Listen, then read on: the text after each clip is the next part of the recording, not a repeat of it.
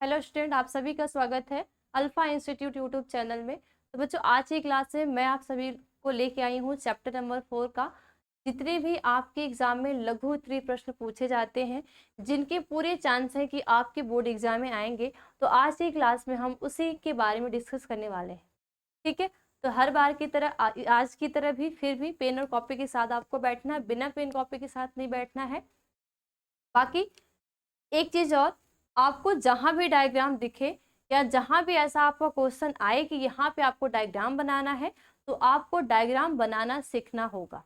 ठीक है, आज से ही सीखना स्टार्ट कर दिए। अगर अभी तक आपको डायग्राम नहीं आ रहा है, आप बायो के स्टूडेंट हैं, तो आपको डायग्राम बनाने आनी चाहिए। ठीक है, तो आज की जो क्लासेस हमारी होगी चैप्टर नंबर 4 की, और चैप्टर नंबर 4 हमारा कौन सा है? जनन स्वास्थ्य। और जनन स्वास्थ्य के हम जितने भी आपके लघु उत्तरीय प्रश्न आते हैं, यानी कि 2 नंबर में 3 नंबर में आपके एग्जाम में पूछे जाते हैं, उसके बारे में हम लोग आज की क्लास में डिस्कस करेंगे। ठीक है, क्लास को स्टार्ट करने से पहले मैं आप सभी को ये बता देना चाहती हूँ, अभी भी कोई भी बच्चा ऐसा है जो कहीं भी ज्वाइन नहीं हुए हैं।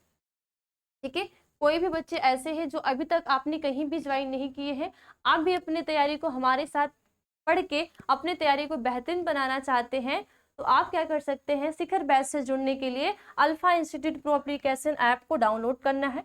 ठीक है, क्या करेंगे आप? अल्फा एप्लीकेशन, इस ऐप को आप डाउनलोड करेंगे, और इस ऐप को डाउनलोड करने के बाद शिखर बैच से ज्वाइन होकर आप भी अपनी तैयारी को बेहतरीन बना सकते हैं। जैसे कि बहुत सारे ऐसे बच्चे हैं जो कि जुड़ के डेली लाइव क्लासेस कर रहे हैं, और यहाँ पे आपको अगर जुड़ना है तो जुड़ने के लिए आपको जितने भी घंटे, 10 घंटे, 12 घंटे, 8 घंटे, जितनी भी आपकी लाइव क्लासेस चलेंगी, आपको सारी क्लासेस अटेंड करनी होंगी। ठीक है, अगर कोई भी दिक्कत होगी तो आप इस नंबर पे 930 577 1375 पे कॉल करके भी जानकारी ले सकते हैं। अब इसमें आपको दिया क्या क्या जाएगा? इसमें आपके डेली क्लासेस होंगे, लाइव डाउट क्लासेस होंगे, यानी कि कुछ ऐसे आपके डाउट हैं जो कि आपने क्लास में पढ़ा, क्लास में आपका क्लियर नहीं हुआ, तो उसके लिए अलग से live doubt classes. Online test, हर एक सैटरडे को आपको क्या किया जाएगा? ऑनलाइन टेस्ट लिया जाता है, प्लस स्टडी मटेरियल दिया जाता है, यानी कि स्टडी मटेरियल आपको बुकलेट दिया जाता है जिसमें आपको बुक की जरूरत नहीं होगी। सारी चीजें यहाँ पे आपको प्रोवाइड की जा रही है। इसमें आपको complete syllabus, theory plus important question, model paper और गैस क्वेश्चन करवाए जा रहे हैं। ठीक है, तो जो भी बच्चे इच्छुक है वो आज ही हमारे साथ जुड़ के अल्फा इंस्टीट्यूट एप्लीकेशन ऐप को डाउनलोड करके हमारे शिखर बैच से ज्वाइन होके आप भी अपनी तैयारी को बेहतरीन बना सकते हैं। ठीक है, चलिए क्लास की ओर चलते हैं। सबसे पहला जो क्वेश्चन है, ठीक है, सबसे पहला क्वेश्चन क्या बोल रहा है कि जनन स्वास्थ्य से क्या तात्पर्य है? चैप्टर 4 ही आपका ये बताता है कि जनन स्वास्थ्य यानी कि रिप्रोडक्टिव हेल्थ। और रिप्रोडक्टिव हेल्थ में आपने बच्चे ये पढ़ा होगा कि WHO के अनुसार, किसके अनुसार? WHO के अनुसार अगर कोई भी व्यक्ति है वो शारीरिक रूप से, मानसिक रूप से, ठीक है, शारीरिक, मानसिक और साथ साथ व्यवहारिक, भावनात्मक रूप से अगर वो व्यक्ति स्वस्थ होगा, तो उस व्यक्ति को हम बोलेंगे कि ये व्यक्ति क्या है? जनन रूप से स्वस्थ है। ओके, तो यहाँ पे आपका जनन स्वास्थ्य से क्या तात्पर्य है? तो उसमें आप क्या बताओगे? विश्व स्वास्थ्य संगठन के अनुसार, यानी कि WHO के अनुसार, WHO के अनुसार क्या बोला जाता है कि जनन के सभी पहलुओं सहित, यानी कि जनन के सभी पहलुओं सहित संपूर्ण स्वास्थ्य अर्थात शारीरिक, सामाजिक, भावनात्मक तथा व्यवहारिक स्वास्थ्य जनन स्वास्थ्य कहलाता है। यानी कि अगर यहाँ पे कोई भी व्यक्ति है, यह व्यक्ति शारीरिक रूप से स्वस्थ होगा, यानी कि जो उसका रिप्रोडक्टिव ऑर्गन है, जो उसका जनन तंत्र है, या शरीर का कोई भी पार्ट है, वो क्या हो? स्वस्थ हो, उसमें कोई भी विकार नहीं हो, कोई भी रोग नहीं हो। साथ साथ वो क्या होगा? सामाजिक रूप से स्वस्थ होगा, यानी कि कुछ ऐसे व्यक्ति हैं जो सामाजिक रूप से बीमार है, यानी कि उनकी सोच क्या है? एकदम लो क्वालिटी की है। ठीक है, उनकी सोच ही क्या है? रॉन्ग है, गलत है। तो सामाजिक रूप से, जनन रूप से संबंधित, तो सामाजिक रूप से भी क्या हो? स्वस्थ है। यानी कि आज के टाइम में जो इतने बड़े बड़े कांड हो रहे हैं, रेप के केसेस हो रहे हैं, पहले में कुछ तो गलीमत था कि जो लड़कियों की एज कुछ थी, लेकिन आज के टाइम में दुष्कर्म इतने ज्यादा बढ़ रहे हैं कि 2 से 3 साल की, 4 से 5-6 साल की लड़कियां भी छोड़ी नहीं जा रही है। ठीक है, तो ऐसा क्यों हो रहा है? क्योंकि जो व्यक्ति इस काम को कर रहा है वो व्यक्ति सामाजिक रूप से ना तो स्वस्थ है, और साथ साथ भावनात्मक और मानसिक रूप से भी स्वस्थ होना चाहिए। यानी कि ऐसे व्यक्ति जो है मानसिक रूप से बीमार है, ठीक है, भावनात्मक यानी कि उनके अंदर लोगों को देख में किस में आ जाएगी? यानी कि अगर बॉयज है, ठीक है, अगर बॉयज है तो गर्ल को देख के गलत भावनाएं आना, ठीक है, गलत गलत तरीके की। अगर लड़के यहाँ पे एक बंदे की बात नहीं हो रही, यहाँ पे लड़के और लड़की दोनों की बात हो रही है, ठीक है। कुछ लड़कियां भी होती हैं जो कि वो भी क्या है, मानसिक रूप से, भावनात्मक रूप से, सामाजिक रूप से क्या है, सही नहीं है, ठीक है। तो यहाँ पे दोनों की बात आ रही है, आपको दोनों को देखना है। हम अकेले नहीं कह सकते कि इस चीज में सिर्फ लड़के ही जिम्मेदार है, इसमें लड़के और लड़कियां दोनों जिम्मेदार है। तो अगर कोई भी ऐसा है, कुछ कुछ ऐसे होते हैं कि लड़कियां भी फ्रॉडगिरी करती है, ठीक है। तो अगर कोई भी व्यक्ति, यहाँ पे मानव की बात हो रही है, अगर मानव शारीरिक रूप से स्वस्थ होगा, सामाजिक रूप से स्वस्थ होगा, मानसिक रूप से स्वस्थ होगा, भावनात्मक रूप से स्वस्थ होगा, यानी कि कोई भी इन सारी चीजों से अगर कोई भी व्यक्ति, चाहे लड़का या लड़की या महिला या पुरुष, स्वस्थ है, तो उसको हम बोलेंगे कि यह व्यक्ति जनन रूप से स्वस्थ है। तो यहाँ पे जनन स्वास्थ्य से क्या तात्पर्य है, तो WHO के अनुसार यह बताया गया है कि अगर कोई भी व्यक्ति है, जितने भी जनन रूप से जितने भी पहलू हैं, अगर उसे वो सामाजिक, मानसिक, व्यवहारात्मक, भावनात्मक, इन सारी चीजों से स्वस्थ होगा, तो ऐसे व्यक्ति को हम बोलेंगे कि ये जनन रूप से क्या होते हैं, स्वस्थ होते हैं, ठीक है। तो 1 नंबर के या 2 नंबर के या 3 नंबर के आपके एग्जाम में क्वेश्चन आएगा, तो सिंपल वेरी से एकदम इजी में आप क्या करेंगे, इसको नोट कर देंगे। ओके, इतनी बातें क्लियर। तो ये है आपका जनन स्वास्थ्य से क्या तात्पर्य है, तो जनन स्वास्थ्य से यही तात्पर्य है, और ये चैप्टर जो आपका पूरे चैप्टर में यही बताता है, ठीक है। अगर आपके मन में कोई भी, चाहे महिला है, पुरुष है, लड़का है, लड़की, अगर अब आपसे सोच लो कि आपके मन में किसी भी लड़की के लिए गलत भावनाएं हैं, ठीक है, या कोई लड़की है तो लड़की के लिए गलत भावनाएं हैं, तो वो जनन रूप से क्या है, स्वस्थ नहीं है, कहीं न कहीं वो जनन रूप से पीड़ित है, कहीं न कहीं वो मानसिक रूप से क्या है, पीड़ित है। तो इन चीजों को अब तक हमें नहीं पता था, तो आज इस चैप्टर के अंतर्गत जो हमने पढ़ा, अगर अभी भी हमें, क्योंकि हमारे समाज को एक अच्छा समाज बनाना है, क्योंकि पहले के लोग क्या थे, अशिक्षित थे, पढ़े लिखे नहीं थे, लेकिन आज के टाइम में हम क्या है, पढ़े लिखे हैं, तो अपने समाज को हमें आगे लेके जाना है, ना कि पीछे लेके जाना है, ठीक है। सेकेंड क्वेश्चन क्या है, सेकेंड क्वेश्चन आपका बता रहा है कि विश्व स्वास्थ्य दिवस कब मनाया जाता है, ये भी आपके एग्जाम में पूछा जाता है। तो आपको पता है कि विश्व स्वास्थ्य दिवस 7 अप्रैल को मनाया जाता है। सबसे पहले 1951 में, ठीक है, 1951 में जनन रूप से जितने भी उपाय हैं, ठीक है। अब जनन रूप में आप में क्या होगा, जिसमें आपका जनसंख्या विस्फोट आ जाएगा, गर्भ निरोध आ जाएगा, और भी उल्ल भेदन की क्रिया आ जाएगी, सगर्भता चिकित्सा जो MTP होती है, ये सारी क्रियाएं सन 1950 में तो स्टार्ट की गई थी, लेकिन 1951 में क्या किया गया था, इसको लागू किया गया था, किससे, जो हमारा क्या है, रिप्रोडक्टिव हेल्थ, क्या है, रिप्रोडक्टिव हेल्थ, किसके अनुसार, WHO के अनुसार। तो WHO के अनुसार सारी यहाँ पे छूट दी गई थी कि हम खुद भी जागरूक हो। ये कार्यक्रम हर साल 7 अप्रैल को मनाया जाता है, जिसमें लोगों को ये जागरूक किया जाता है कि हम भी जनन रूप से स्वस्थ हो, बाकी जो हमारा समाज है वो भी क्या हो, जनन रूप से स्वस्थ हो।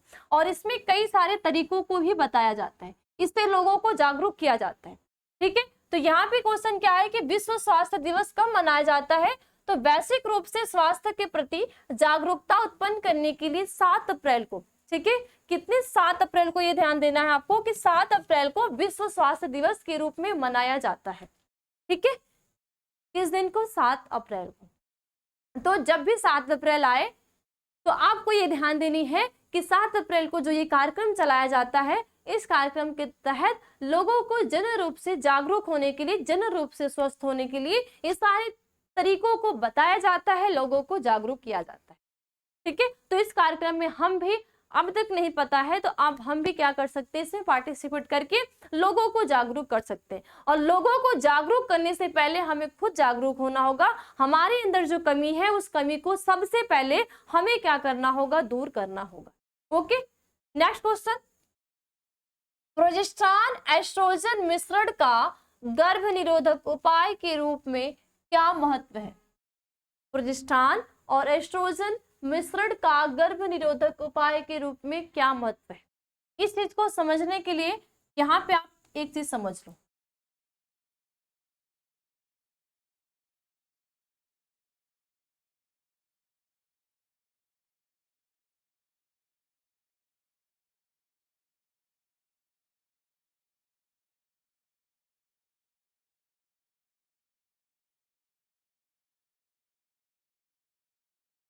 देखो आपको एक चीज ये पता होगी, आपने क्या पढ़ा होगा चैप्टर 3 में, कि चैप्टर 3 में हमने क्या पढ़ा था यहाँ पे कि महिलाओं में, ठीक है, महिला में जो हार्मोन्स होंगे, ठीक है, किसमें, महिला में जो हार्मोन्स होंगे होते हैं वो क्या होते हैं आपके प्रोजेस्टेरॉन, ठीक है, प्रोजेस्टेरॉन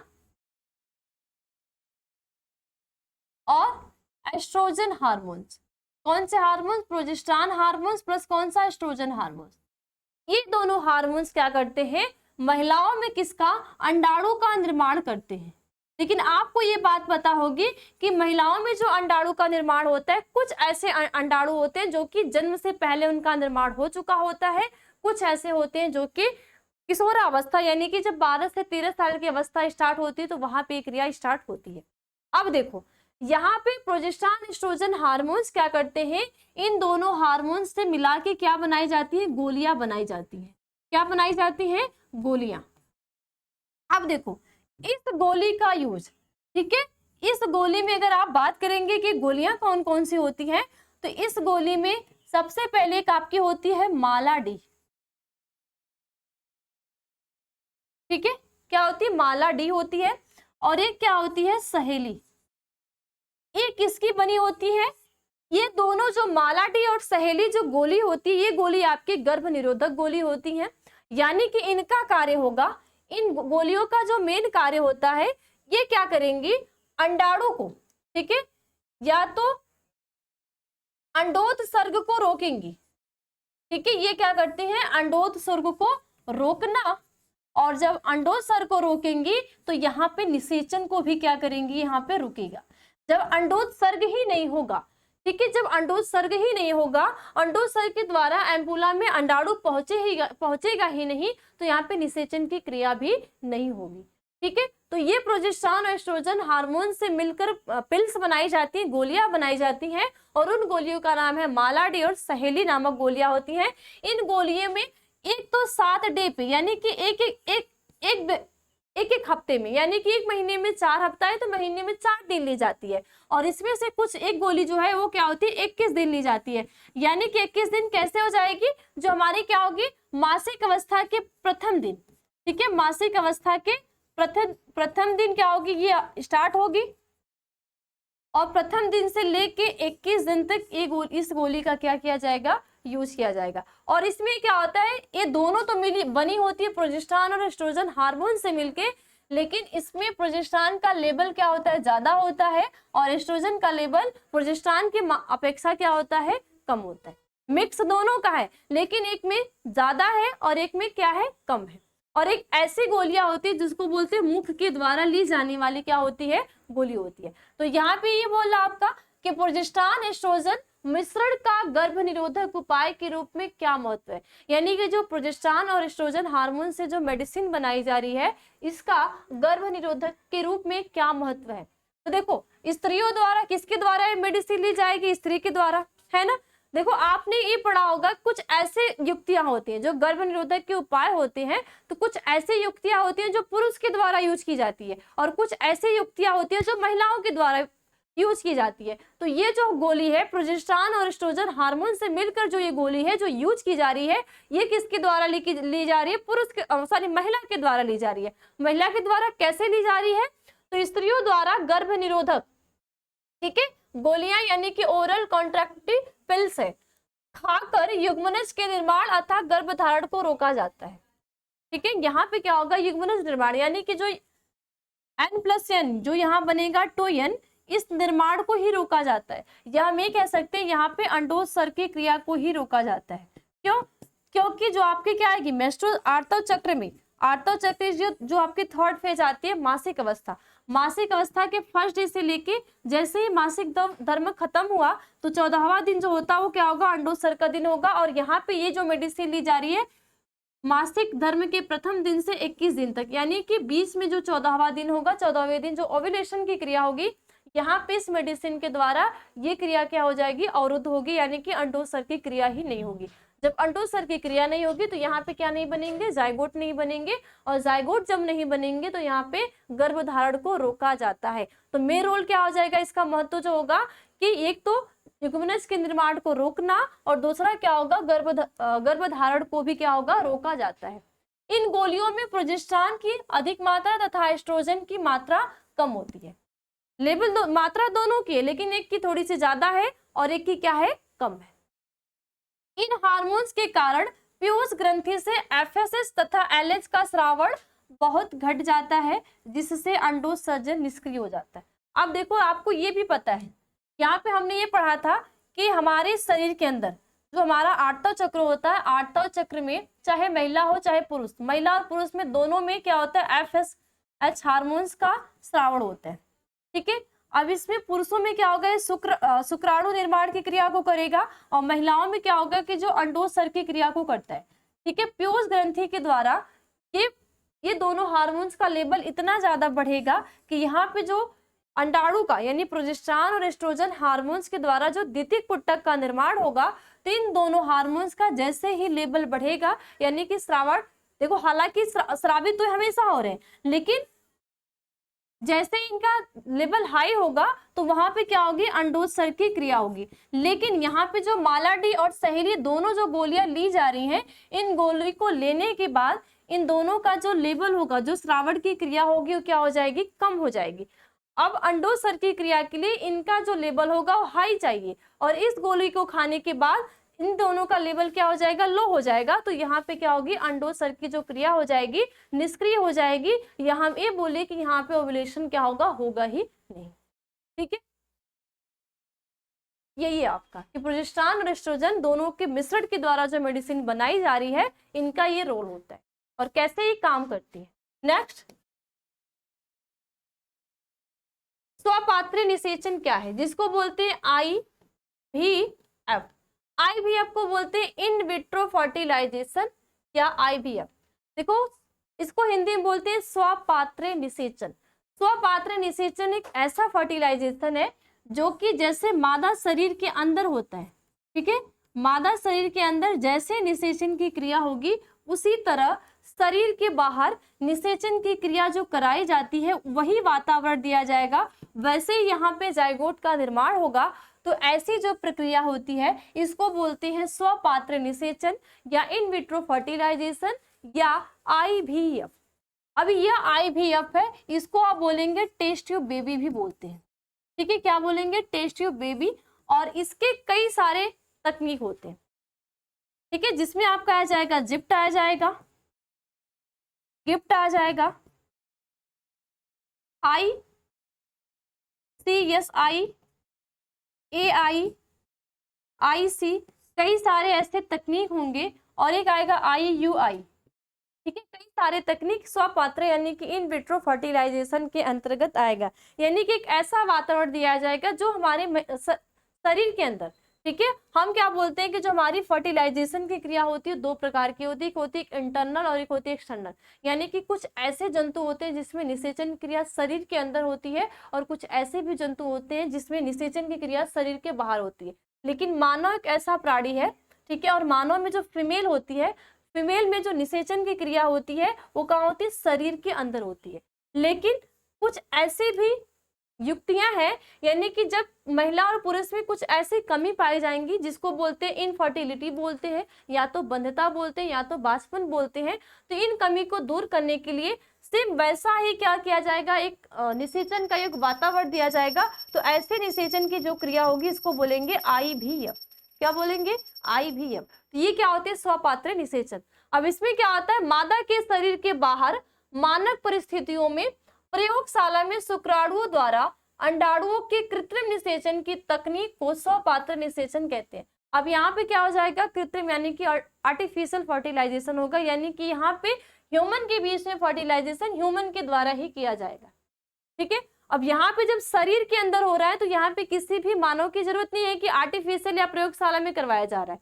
ठीक है, वो नेचुरल तरीके से हो रहा है। लेकिन यहाँ पे अगर कमी होगी तो स्वपात्र निषेचन के द्वारा प्रयोगशाला में, ठीक है, लैब में क्या किया जाएगा, आर्टिफिशियल यानी कृत्रिम निषेचन की तकनीक को क्या बोलेंगे, स्वपात्र निषेचन, जिसमें आपके कई सारे तकनीक आ जाएंगे। ठीक है, आगे देखो, परिवार नियोजन पर टिप्पणी कीजिए। अभी आपके ये भी आते हैं कि परिवार नियोजन पर टिप्पणी कीजिए। परिवार नियोजन के अंतर्गत आपको क्या बताया जाता है, क्या क्या की विधियां होती है कि इस विधि के द्वारा हम परिवार नियोजन की क्रिया जो चलाई जाती है, तो इस पे आपको क्या करने हैं, टिप्पणी लिखने, जो कि ये भी आपके एग्जाम में आते हैं। अब इसमें क्या होगा कि परिवार नियोजन सन 1951 में प्रारंभ किया गया। ठीक है, कितने सन में? 1951 में क्या किया गया है? प्रारंभ किया गया है। ठीक है, कब मनाया जाता है? 7 अप्रैल को। ठीक है, कब मनाया जाएगा? 7 अप्रैल को ये मनाया जाता है। परिवार नियोजन कार्यक्रम जनसंख्या वृद्धि दर के नियंत्रण हेतु सरलतम एवं सर्वोत्तम उपाय है। इसके अंतर्गत विभिन्न गर्भनिरोधकों के प्रयोग को प्रेरित किया जाता है। आप देखो यहाँ पे क्या बोला है, जो हमारा परिवार नियोजन कार्यक्रम चलाने का एक मेन उद्देश्य है, जो 1951 से स्टार्ट किया गया था, और 1951 में स्टार्ट तो किया गया था, और जो हर साल 7 अप्रैल को परिवार नियोजन की कार्यक्रम चलाया जाता है। तो इस कार्यक्रम का चलाने का जो मेन उद्देश्य होता है वो क्या होता है कि इसके अंतर्गत गर्भ निरोधकों के प्रयोग को प्रेरित किया जाता है। यानी कि क्या होगा? गर्भ निरोध। अब गर्भ निरोध में आपने पढ़ा होगा, ठीक है, इसमें कुछ होती है प्राकृतिक विधियां। ठीक है, कुछ कुछ क्या होती है? प्राकृतिक, यानी कि नेचुरल मेथड। ठीक है, कुछ क्या होते हैं? रासायनिक विधियां, यानी कि केमिकल। ठीक है, कुछ क्या होती है? पिल्स, यानी कि गोलियों के द्वारा। रोध। ठीक है, ठीक है, क्या हो गया जाएगा? रोध हो जाएगा। और कुछ और भी कई सारे तकनीक होती हैं जिनके द्वारा क्या किया जाता है कि जो हमारी जन्म दर है, यानी जो हमारी जनसंख्या है, जनसंख्या इतनी ज्यादा बढ़ी है, उस जनसंख्या पे कंट्रोल किया जा रहा है। तो इस कार्यक्रम का मेन उद्देश्य चलाने का यही है। प्राकृतिक नेचुरल मेथड में आपको क्या बताया जाता है कि आवधिक संयम। ठीक है, आवधिक संयम, बाह्य संकलन, और होता है स्थानपन्न अनर्थ। आवधिक संयम में क्या होगा कि 10 से 17वें दिन संभोग से मैथुन क्रिया से दूरी बनाना चाहिए। बाह्य संकलन में क्या होगा कि अगर हम संभोग की क्रिया, मैथुन की क्रिया हो रही है, तो वीर्य सेचन की क्रिया को, जैसे ही वीर्य सेचन की क्रिया हो रही है, जो वीर्य सेचन होगा उसको मादा शरीर की क्या कर दिया जाएगा? बाहर संकलित किया जाएगा। और स्थान पर अनार्थो क्या होता है कि इसमें अगर कोई भी महिला है, शिशु को स्तनपान करा रही है, तो 6 मंथ तक ये विधि क्या मानी जाती है? सुरक्षित मानी जाती है कि 6 मंथ तक कोई भी जो महिला वो कंसीव नहीं कर सकती, यानी कि वो गर्भधारण नहीं कर सकती। अब इसमें केमिकल में, यांत्रिक में क्या किया जाता है? कुछ ऐसे रोध का यूज होता है जिसमें इसमें कुछ महिलाओं में भी होता है, कुछ पुरुषों में यूज किया जाता है। जैसे आपका क्या होता है? कंडोम होता है, हिपेस लूप होता है, ठीक है, कापटी होता है। इन सारी कुछ, यानी कुछ ऐसी युक्तियां जो महिलाओं में, और कुछ ऐसी युक्तियां जो पुरुषों में। कुछ गोलियां होती है। अब ये पिल्स जो होती है महिला के द्वारा ली जाती है। किसके द्वारा? महिला के द्वारा ली जाती है, और इसमें 2 होती है। इसके साथ साथ एक होता है IUD होता है। एक ऐसी भी तकनीक होती है जिसके द्वारा इन सारी चीजों को प्रेरित किया जाता है। अब देखो इसमें मेन यही है। अब इस कार्यक्रम का चलाने का जो उद्देश्य होगा, मेन उद्देश्य इनका यही होगा। ठीक है, यानी कि हम खुद भी जागरूक हो और लोगों को भी इसके प्रति क्या करें? जागरूक करें। चैप्टर 4 आपका यही बताता है। सिर्फ आपका बोर्ड एग्जाम ये नहीं है कि आपके 12th के सिलेबस में दिया है तो सिर्फ आपको एग्जाम में ही पास करना है, आपके एग्जाम में क्वेश्चन आए तो वही करना है। ये इन 2 चैप्टर, आपका जो मानव जनन वाला चैप्टर वो आपके बारे में बताता है कि आपके शरीर में क्या क्या परिवर्तन आ रहे हैं। ठीक है, अपने बारे में जानने को बताता है। चैप्टर 4 क्या बताता है? जो आज के टाइम में, ठीक है, जो आज के टाइम में नॉलेज के अभाव में कई सारे ऐसे गलत गलत काम हो रहे हैं, तो ये आपको जागरूक करता है कि आप इसके प्रति खुद भी जागरूक हो जाए और लोगों को भी क्या करें? जागरूक। और लोगों को जागरूक ना करें, अगर आप इस चैप्टर को पढ़ के खुद को ही अपने अंदर एक चेंज ला दो, ठीक है, परिवर्तन ला दो, तो जो हमारा समाज वो क्या हो जाएगा? सुधर जाएगा। ठीक है, तो ये कार्यक्रम चलाने का मेन उद्देश्य यही है। और ये कार्यक्रम जो होता है परिवार नियोजन के नाम से जाना जाता है। हर साल 7 अप्रैल को मनाया जाता है। चलाने का मेन उद्देश्य होता है गर्भ निरोधक के प्रयोग को प्रेरित किया जाता है। इसमें आपको ये बताया जाएगा कि कैसे हमारी जनसंख्या को कम करना है। तो जनसंख्या को कम करने के लिए कई सारे आपके तकनीक इसमें बताए जाते हैं। नेक्स्ट, चिकित्सीय सगर्भता समापन पर टिप्पणी कीजिए। अब चिकित्सीय सगर्भता समापन को हम बोलते हैं MTP। ठीक है, शॉर्ट में बोलते हैं MTP, और इसका फुल फॉर्म होता है मेडिकल टर्मिनेंसी ऑफ प्रेगनेंसी। ठीक है, MTP का फुल फॉर्म सगर्भता चिकित्सीय समापन को शॉर्ट में एमटीपी बोलेंगे, और इसका फुल फॉर्म जो होगा वो क्या होगा, मेडिकल टर्मिनेशन ऑफ प्रेगनेंसी। अब इसको देखो करने का क्या है, ये भी जो आपका था, ये भी आपका परिवार नियोजन कार्यक्रम के, यानी कि जब क्या किया गया था 1951 में, ठीक है, 1951 में जो परिवार नियोजन कार्यक्रम चलाया गया था, तो इस कार्यक्रम में ये भी जो आपकी एमटीपी है, ये भी क्या की गई थी, शामिल की गई थी, ठीक है।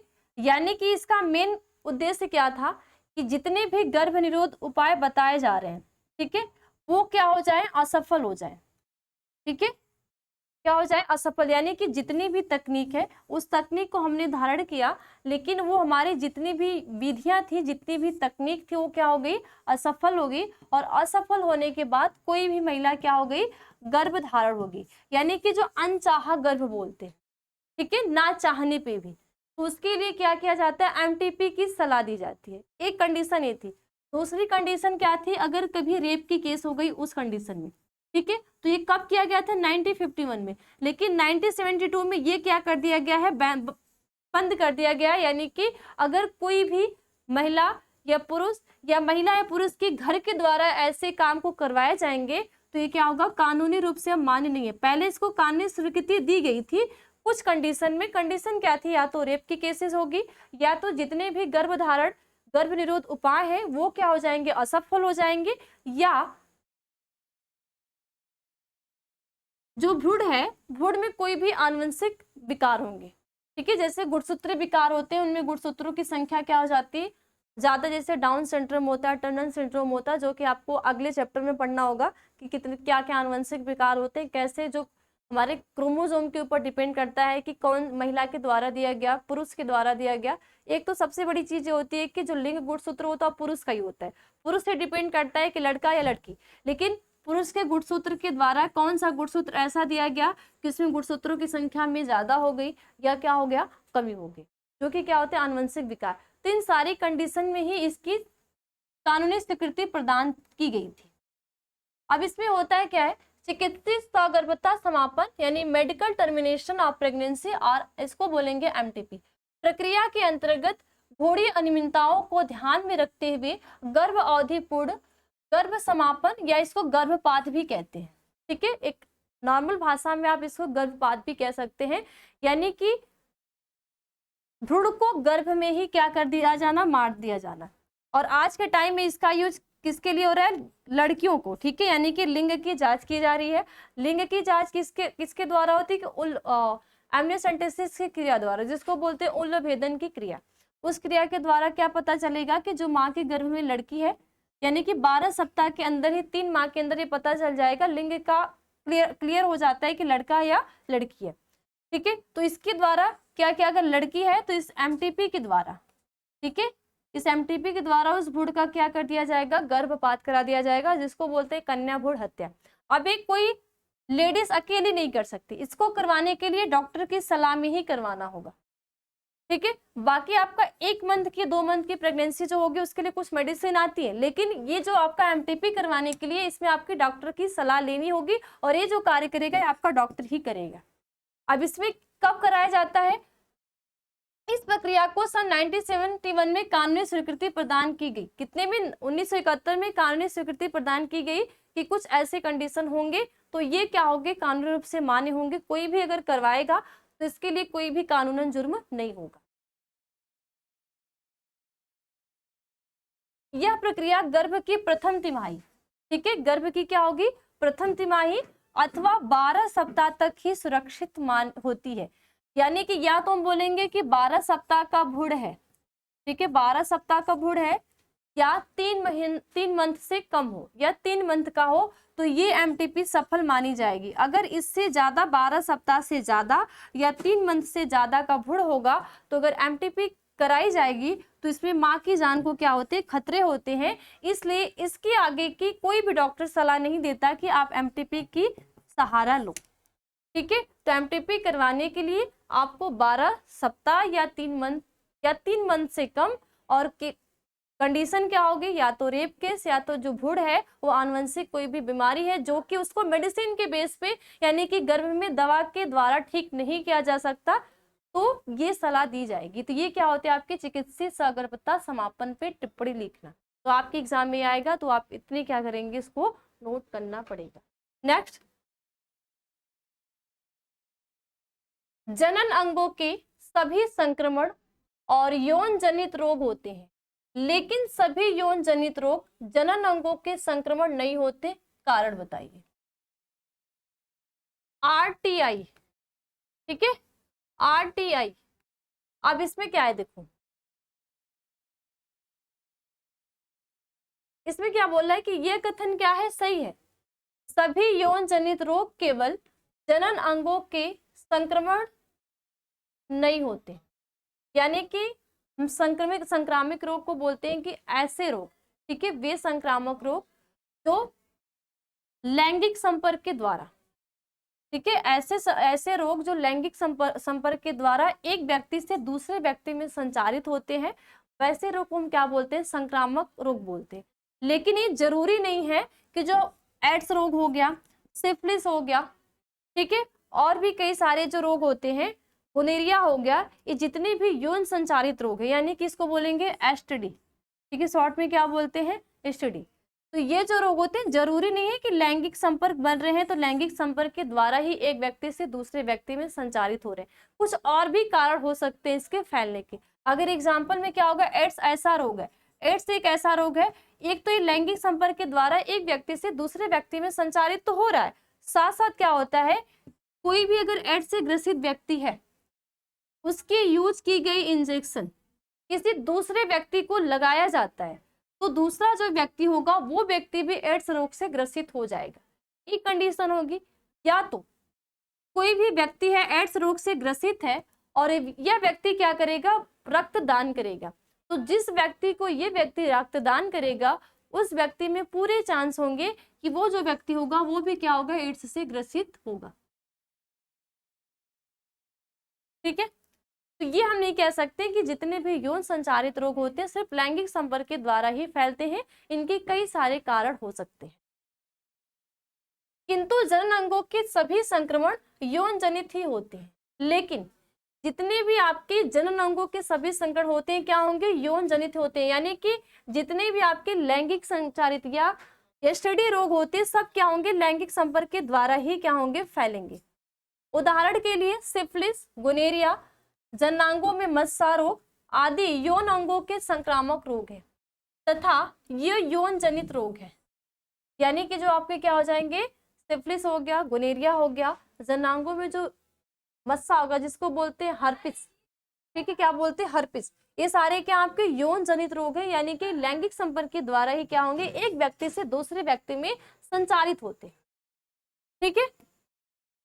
दूसरी ओर एड्स व हेपेटाइटिस बी जैसे संक्रमण यौन जनित रोग है। देखो अब एड्स भी क्या है आपका, यौन जनित रोग है, हेपेटाइटिस बी भी क्या है आपका, यौन जनित रोग है, लेकिन ये क्या है, जनन अंगों के संक्रमण नहीं है, अर्थात इनका संक्रमण प्रमुखतः लैंगिक संपर्क के कारण होता है, लेकिन अंगों को प्रभावित नहीं करते। अब देखो आपके जो सिफिलिस रोग है, ठीक है, सिफिलिस हो गया, गोनेरिया हो गया, जो जननांगों की जो मस्सा हो गया, ये सारे जो रोग होते हैं आपके क्या करते हैं, जनन अंगों को प्रभावित करते हैं, ठीक है, ये क्या करेंगे, आपको जनन अंगों को प्रभावित करेंगे। लेकिन एड्स हो गया, हेपेटाइटिस बी हो गया, ये आपके यौन संचारित रोग हैं, लेकिन ये आपके जितने भी जनन अंग होते हैं यानी कि जो रिप्रोडक्टिव ऑर्गन होते हैं इनको प्रभावित नहीं करते, इसीलिए इसके सिम्टम्स शो करने में 4 से 12 साल लग जाता है। जैसे जब तक इसका सिम्टम शो करता है, जब तक किसी व्यक्ति, अगर कोई भी व्यक्ति या महिला या पुरुष इस रोग से ग्रसित है, जब उसका लक्षण पता चलता है, यही रीजन है कि अगर कोई भी व्यक्ति एड्स रोग से ग्रसित है तो उसको बचाया नहीं जा सकता, ठीक है। पता चलेगा कि हाँ कोई बंदा है इस रोग से ग्रसित है, उसको 6 मंथ तक दवा के बेस पे ठीक कर दिया जाएगा, लेकिन उसको जिंदा नहीं बचाया नहीं जा सकता, ठीक है। क्यों, क्योंकि इससे कोई भी जो हमारा जनन अंग होता है इससे कोई प्रभावित ही नहीं होता और इसके सिम्टम्स शो ही नहीं करते। बाकी आपका सिफिलिस हो गया, गोनेरिया हो गया, ये ऐसे रोग हैं जो यौन संचारित रोग हैं, और अगर कोई भी व्यक्ति या महिला या पुरुष इस रोग से ग्रसित होती है तो इस रोग के सिम्टम बहुत जल्दी ही शो करने लगते हैं, यानी कि इसके लक्षण दिखने लगते हैं। अब जैसे ही लक्षण दिखेंगे इसको दवा के द्वारा इसको हम क्या करेंगे, ठीक कर देंगे। और ऐसे रोग होते हैं जो कि दवा के बेस पर ठीक भी हो जाते हैं, लेकिन ये दो रोग जो आपके आएंगे हेपेटाइटिस बी और एड्स जो रोग होंगे वो दवा के बेस पे भी ठीक नहीं होते। ठीक है।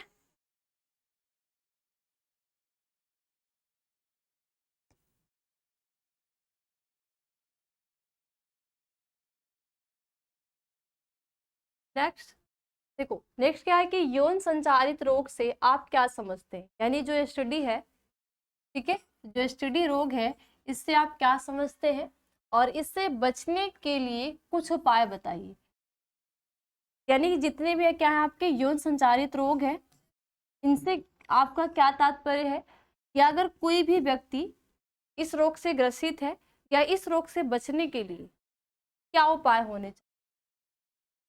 ऐसे रोग जो यौन संबंधों के कारण, ठीक है, ऐसे रोग जो किसके द्वारा, यौन संबंधों के कारण फैलते हैं, इस रोग को क्या बोलेंगे, यौन संचारित रोग बोलते, या तो सेक्सुअली ट्रांसमिटेड डिजीज या एसटीडीएस अथवा रतित या यौन रोग भी कहते हैं। देखो, या तो आपका एसटीडी आएगा तो भी यौन संचारित रोग बोलेंगे, या तो आपको क्या आएगा यहाँ पे रतीज होगा, ठीक है, रतीज भी होगा तो वो भी आपकी क्या है, स्टडी ही है, या यौन रोग है तो वो भी आपकी क्या है, स्टडी भी है। और एग्जाम्पल में आपके सिफिलिस, गोनेरिया, हेपेटाइटिस बी, और उसके बाद जननांगों की हर्पिस, जो मस्से होते हैं, ये सारे रोग सारे किसके अंतर्गत आएंगे, या तो यौन रग के, या तो रतीज के, या तो स्टडी के, या तो यौन संचारित रोग के। अब इससे बचने के उपाय क्या है, इससे बचने कैसे बचा जा सकता है। सबसे पहले क्या होगा, अनजान तथा अनेक व्यक्तियों के साथ लैंगिक संपर्क या शारीरिक संबंध नहीं बनाने चाहिए। ठीक है। चैप्टर 4 आपका क्या बता रहा है कि इसकी जो डिफिनेशन होती है, चैप्टर 4 की डिफिनेशन हमारी क्या है कि कोई भी व्यक्ति चाहे महिला हो चाहे पुरुष हो, जब वो सामाजिक रूप से स्वस्थ होगा, मानसिक रूप से स्वस्थ होगा, भावनात्मक रूप से स्वस्थ होगा, साथ साथ वो व्यवहारात्मक रूप से स्वस्थ होगा, ऐसे व्यक्ति जो हमारे समाज में होंगे वो व्यक्ति जनन रूप से स्वस्थ माने जाएंगे। और सभी व्यक्ति को सामाजिक, भावनात्मक, व्यवहारात्मक, मानसिक इस रूप से स्वस्थ बनाने के लिए जो हमारा 7 अप्रैल को परिवार नियोजन कार्यक्रम जो चलाया जा रहा है, इसका मेन उद्देश्य यही है कि लोगों को इसके प्रति क्या किया जा रहा है, जागरूक किया जा रहा है। और सबसे मेन उद्देश्य होता है कि जो हमारी जनसंख्या बढ़ी है, जनसंख्या को कम करने के लिए जो जन्म दर है उसको कम किया जा रहा है, क्योंकि आज के टाइम में जन्म दर बढ़ रहे हैं लेकिन मृत्यु दर में क्या हो रही है, कमी आ रही है।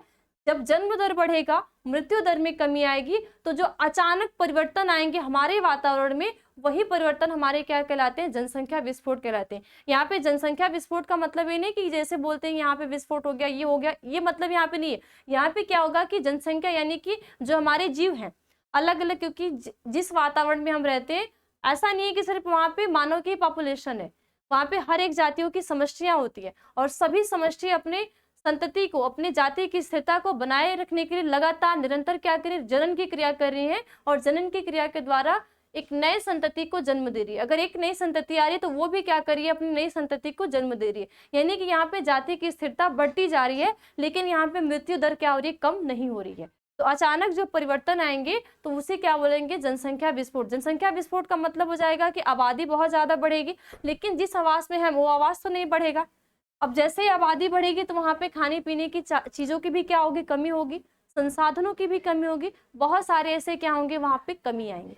तो यहाँ पे पहला क्या है, अनजान तथा अनेक व्यक्तियों के साथ लैंगिक संपर्क, यानी कि जो मैथुन की क्रिया होगी वो शारीरिक संबंध नहीं बनाना चाहिए।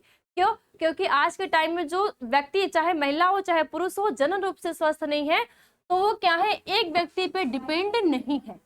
ठीक है। यहाँ पे मतलब क्या हो जाएगा कि जो हमारा समाज है वो एक व्यक्ति पे नहीं, यानी कि जो कपल्स है, जो एक जो दंपति तो है, वो एक साथ तो सेक्स इंटरकोर्स कर रहे हैं, लेकिन दूसरे व्यक्ति के साथ, चाहे वो महिला हो चाहे पुरुष, यहाँ पे एक की बात में नहीं करी, मैं दोनों की कर रही हूँ, यहाँ पे वो अनजान संबंध। तो अगर ऐसे संबंध होंगे तो मान लो, ठीक है, मानो कि यहाँ पे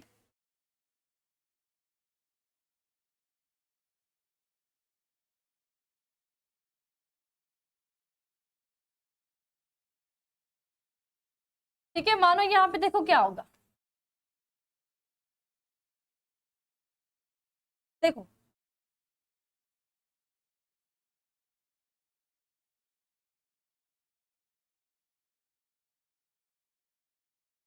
अब देखो ये दो व्यक्ति है, ये क्या है, दो दंपति यानी कि पति और पत्नी हो गए।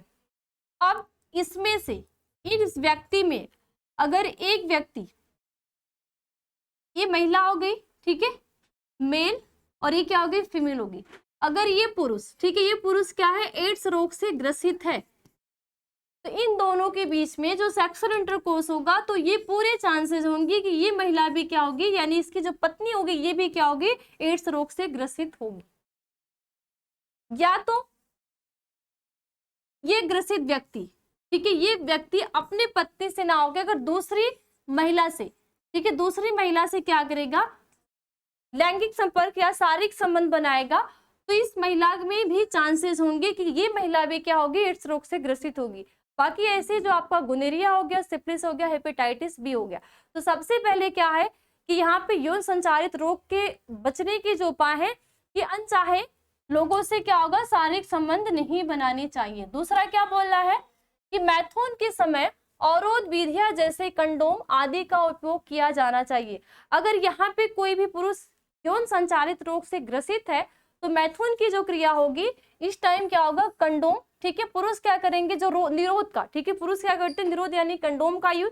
महिलाओं में जो भी कहता है हिप्पेस लूप, ये भी क्या होता है, महिला कंडोम बोला जाता है, जिसको बोलते हैं हिप्पेस लूप, जो कि कहाँ पे, जो सर्विक्स होता है, ठीक है, महिला का जो ग्रीवानाल में यहाँ पे लगाया जाता है, और एक आपका ग्रीवा टोपी होती है, ठीक है। ग्रीवा टोपी क्यों बोलते हैं, क्योंकि इसका स्ट्रक्चर ही कैसा होता है, टोपी नुमा होता है। और कहाँ पे लगाया जाता है, महिला का जो ग्रीवा वाला पोर्शन होता है, सर्विक्स होता है, वहां पे। तो अगर कोई भी महिला या पुरुष इस रोग से ग्रसित है तो वहां पे इस निरोध का या रोध का क्या किया जाना चाहिए, यूज किया जाना चाहिए। थर्ड क्या है, सदैव निर्जमीकृत सुई एवं सिरजों का उपयोग किया जाना चाहिए, यानी कि कोई भी ऐसा इंजेक्शन है, अगर कोई भी इस रोग से ग्रसित है तो उस इंजेक्शन यूज किया गया जो सुई होगी उसको दूसरे व्यक्ति को नहीं यूज करना चाहिए। तो अगर ऐसा होगा तो यहाँ पे जो यौन संचारित रोग से बचा जा सकता है। साथ साथ नशीली दवाओं के प्रयोग से बचकर रहना चाहिए, और जितनी भी क्या होती है हमारी नशीली दवाएं हैं उस नशीली दवाओं से भी क्या होना चाहिए, बचना चाहिए। लोगों को यौन या लैंगिक संचारित संबंधों के बारे में जागरूक करना चाहिए। आज के टाइम में हमारा समाज ऐसा हो चुका है कि अगर देखो 1971 से कार्यक्रम चलाया जा रहा है, उस कार्यक्रम का मेन उद्देश्य यही है कि लोगों को क्या किया जाए, जागरूक किया जाए। लेकिन हमारा समाज जो है जनन रूप से, चाहे महिला हो चाहे पुरुष हो, अगर वो स्वस्थ नहीं है तो अगर आप इसको किसी को भी बताने जाओगे तो उसके जो दिमाग होगा उसमें क्या होगी, गलत भावनाएं आएंगी, ठीक है, उसको अच्छा नहीं माना जाएगा। तो अगर किसी भी व्यक्ति, आज आप भी पढ़ रहे हो, अगर किसी भी गर्ल्स या बॉयज के अंदर ऐसी भावनाएं आ रही हैं कि नहीं ये गलत है, तो आप अपने आप को मानो कि आप जनन रूप से क्या हो, स्वस्थ नहीं हो। तो इसके लिए आपको स्वस्थ होना चाहिए। तो यौन संचारित रोगों से बचने के लिए लोगों को क्या करना चाहिए, जागरूक भी करना चाहिए कि ऐसे नहीं करना चाहिए। ये अगर तरीका अपनाया जाएगा तो जो भविष्य में आने वाले जो बीमारी है, जो अभी लोग ग्रसित नहीं है, उस रोग से बचा जा सके। ठीक है, नेक्स्ट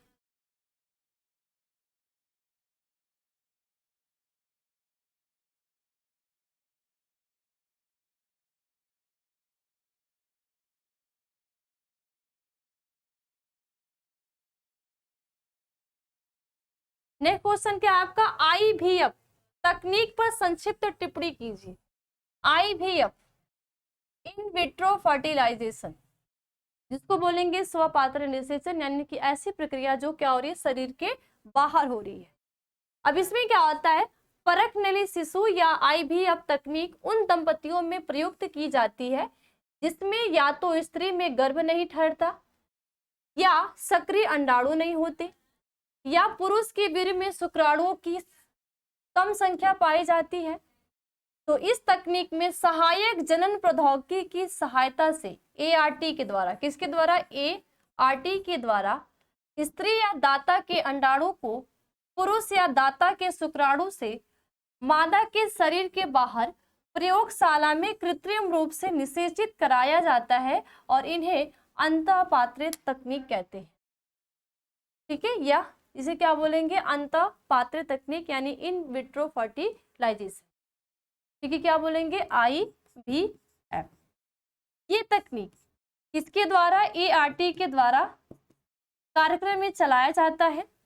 ठीक है, एक ऐसी तकनीक है, ये जो तकनीक होगी महिला और पुरुष दोनों के लिए यूज की जाएगी, जिसको बोलेंगे बंध्यता, यानी कि ऐसी कमी या तो आनुवंशिक जो जन्मजात होती है, जो कि दवा से नहीं ठीक की जा सकती, तो ऐसे कमी को दूर करने के लिए ART के द्वारा कई सारे तकनीक चलाए जाते हैं, और इसी तकनीक को क्या बोलते हैं, IVF या इन विट्रो फर्टिलाइजेशन या अंतरपात्र निषेचन या स्वपात्र निषेचन, यानी कि ऐसा निषेचन की क्रिया जो शरीर के बाहर, शरीर के अंदर जैसे ही कराई जाए।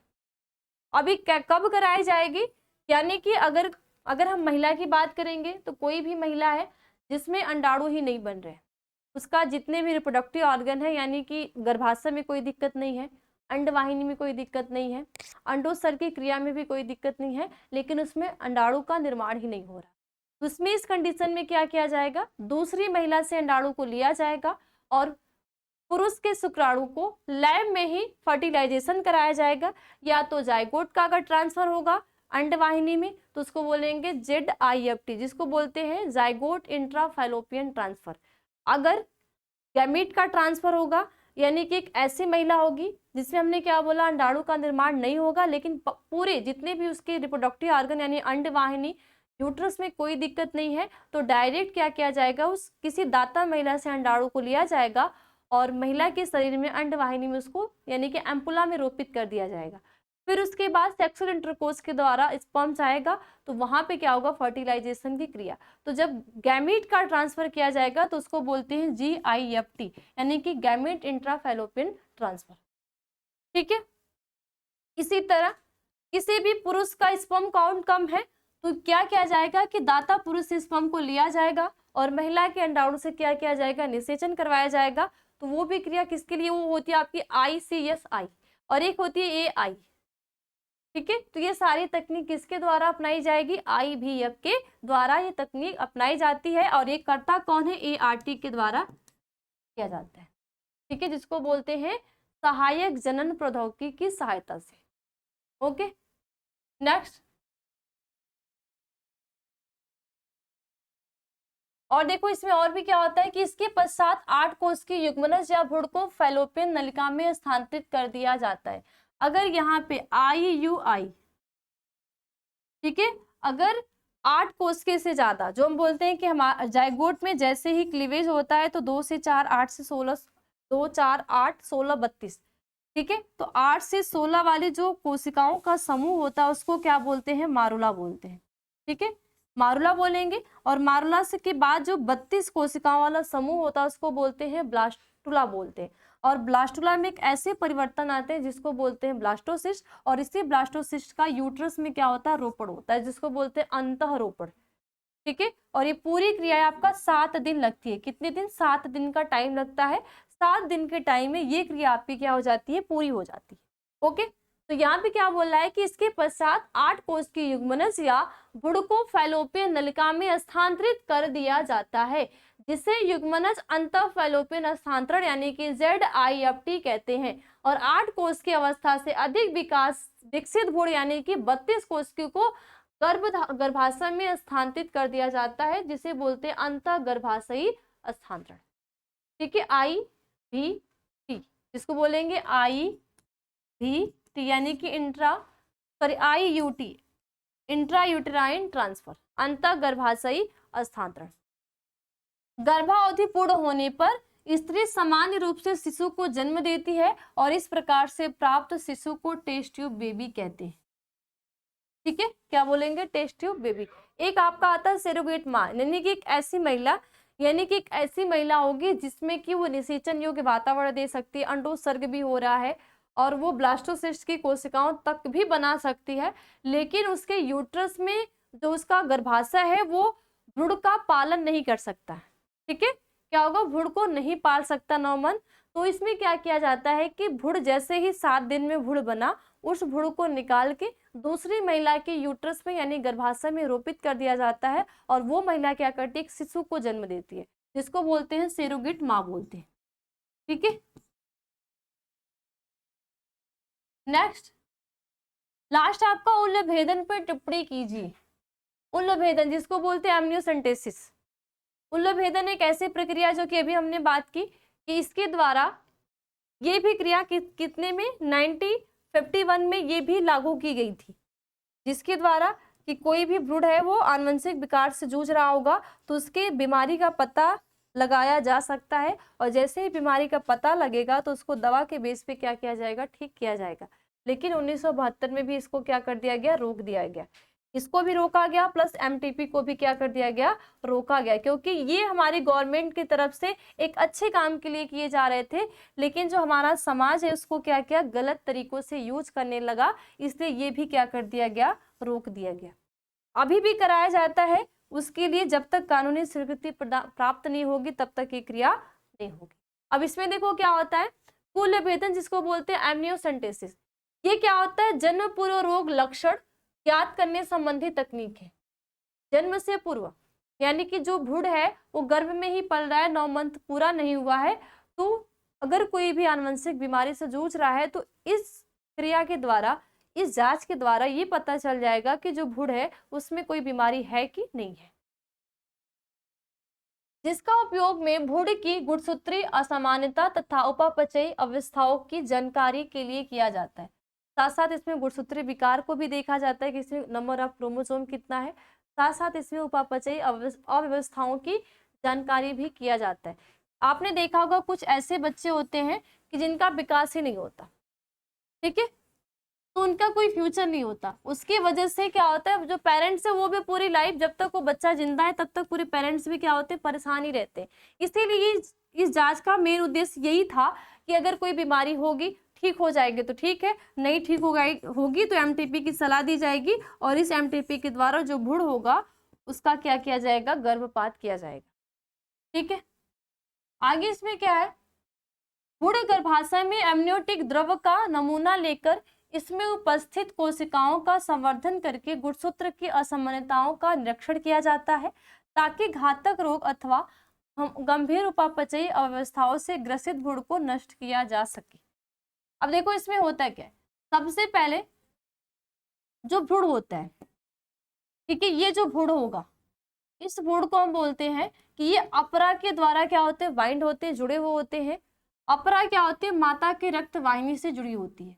अब ये अपरा क्या होता है, भ्रूण का जो गर्भनाल होगा, भ्रूण का गर्भनाल अपरा से होते हुए माता की जो रक्तवाहिनी यानी कि जो माता की जो नाभि होती है उससे क्या होते हैं, जुड़े होते हैं। और अपरा का कार्य होता है पोषण देना, ऑक्सीजन देना, कार्बन डाइऑक्साइड को बाहर देना, छोड़ना, और उत्सर्जित पदार्थों को भी क्या करना, माता की रक्तवाहिनी के द्वारा क्या करना, बाहर निकालने की क्रिया को करना। अब यहाँ पे ये जो भ्रूण होता है एक झिल्ली के द्वारा कवर होता है। आपने प्रसव की क्रिया में ये पढ़ा होगा कि जैसे एक शिशु का जन्म होता है तो शिशु के जन्म के तुरंत बाद यहाँ पे अपरा की झिल्ली, और जिस झिल्ली से भ्रूण कवर होता है वो झिल्ली भी मादा शरीर के बाहर आ जाती है। तो जो भ्रूण जिस झिल्ली से कवर हुआ होता है उस झिल्ली में जब जैसे ही जाइगोट बनता है, जाइगोट बनने के बाद जैसे ही कोशिकाएं बढ़ती हैं, ठीक है, जहाँ पे क्लीवेज विदलन की क्रिया होती है, यानी कि भ्रूण का जैसे ही 7 दिन में, ठीक है, 7 दिन की टाइम लगती है भ्रूण बनने में, तो 7 दिन में जो क्लीवेज हो रहा है तो कुछ सेल्स होती हैं, ठीक है, कुछ सेल तो क्या करती है, भ्रूण का निर्माण होती है, और उसी भ्रूण में कुछ सेल्स क्या होती है जो हमारा एमनियोटिक द्रव्य होता है उसमें मिक्स हो जाता है।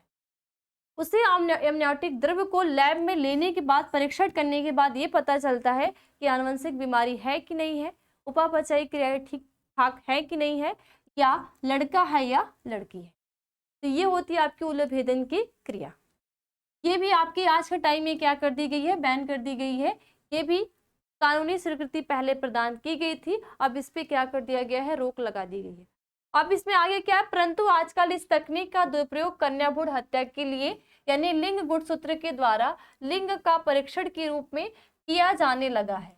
तो भारत सरकार ने लिंग परीक्षण को गैर कानूनी घोषित कर दिया है, इसलिए ये क्रिया भी क्या कर दी गई है, बैन कर दी गई है कि अगर ऐसा कोई करता पकड़ा जाएगा तो उसको जेल भी होगी प्लस पैसे का जुर्माना भी हो।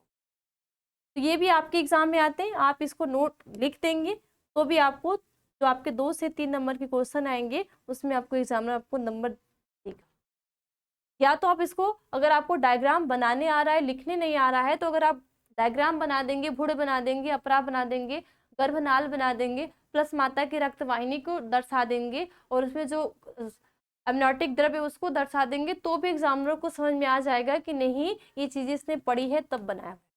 इसलिए डायग्राम सबसे मस्ट है। आपको थ्योरी नहीं आ रही है, अगर डायग्राम बनाने आपको आ रहा है, डायग्राम बनाना सीख लेंगे, डायग्राम का नेमिंग करना सीख लेंगे, तो थ्योरी आप ऑटोमेटिक लिख लेंगे, तो आपको लिखने में कोई दिक्कत नहीं होगी। तो अगर आप बायो के स्टूडेंट हैं, बायो लिए हैं, बायो पढ़ रहे हैं, तो आपको डायग्राम सबसे पहले जरूरी है कि आना चाहिए बनाने।